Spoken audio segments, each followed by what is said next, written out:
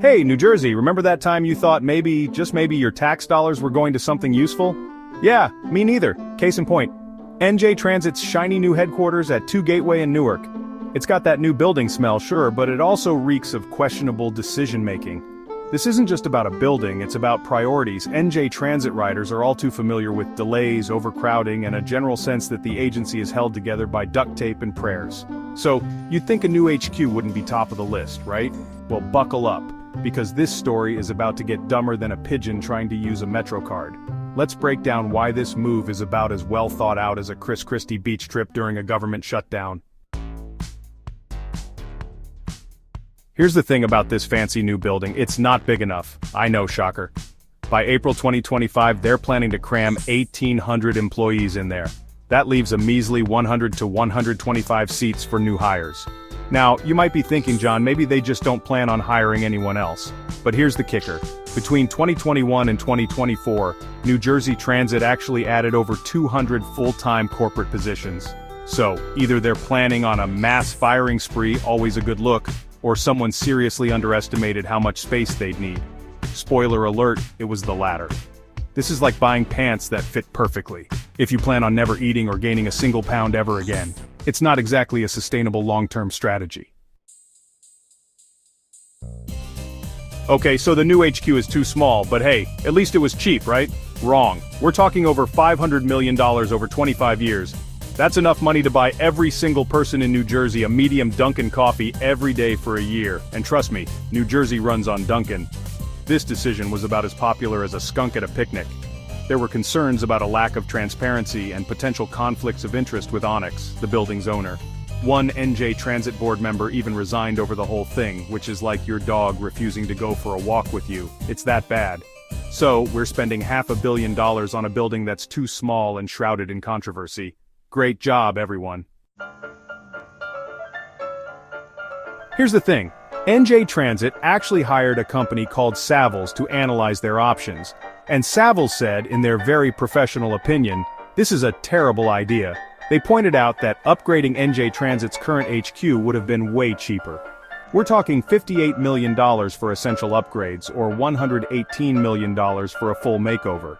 They even found another option, the Panasonic building, which was at least $111 million cheaper than 2 Gateway. But did NJ Transit listen to the experts? Of course not, that would make too much sense. It's like asking a toddler to choose between a plate of broccoli and a bowl of candy. We all know where that's going.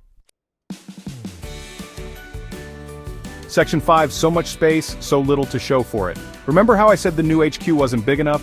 Well, it gets worse. Much worse. You see, the problem isn't just about the size of the building, it's about how the space is used, or rather, misused. Savills, the real estate advisory firm, pointed out that 2 Gateway was the least efficient use of space out of all the options they considered. Imagine having a huge mansion but only being able to use a couple of rooms. That's what we're dealing with here. They needed 402,000 square feet to fit 2,225 employees. That's a lot of space, right?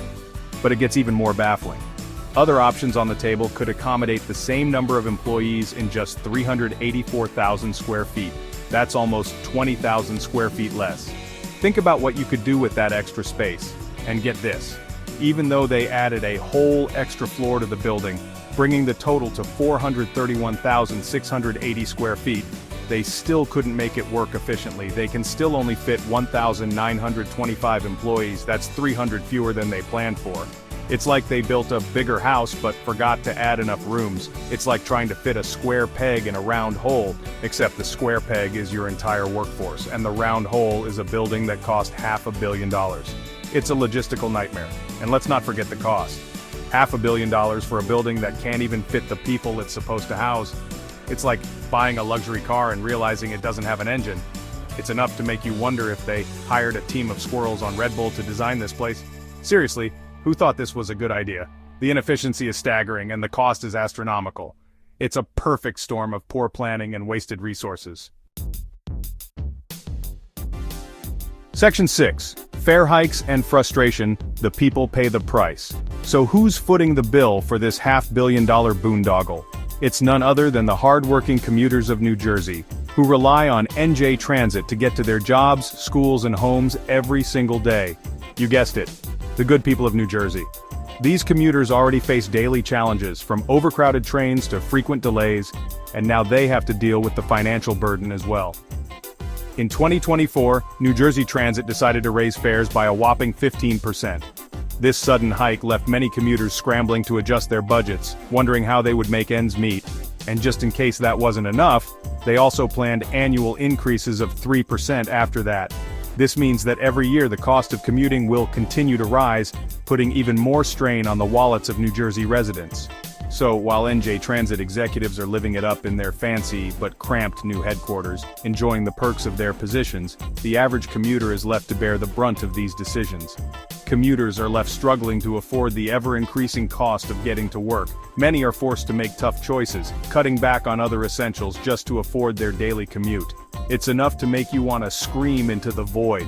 The frustration is palpable as people feel powerless against the rising costs and the lack of improvements in service. Or, just hop on the next Amtrak to literally anywhere else. For some, the idea of leaving New Jersey altogether becomes more appealing as the costs and frustrations mount.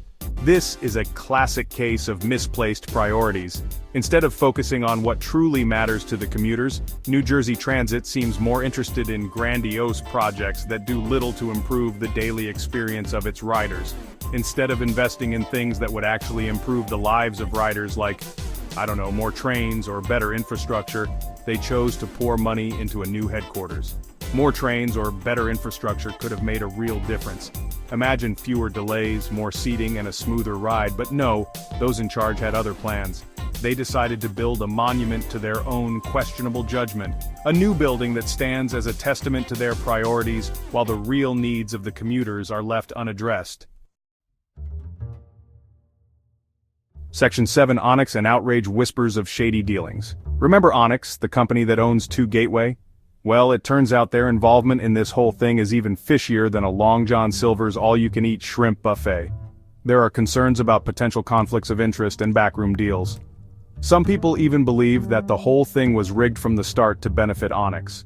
Now, I'm not saying that's definitely what happened, but when you've got more red flags than a communist parade, it's hard not to be suspicious. The lack of transparency from NJ Transit hasn't helped matters either. They've been about as forthcoming with information as a teenager who just got their driver's license, which is to say, not at all.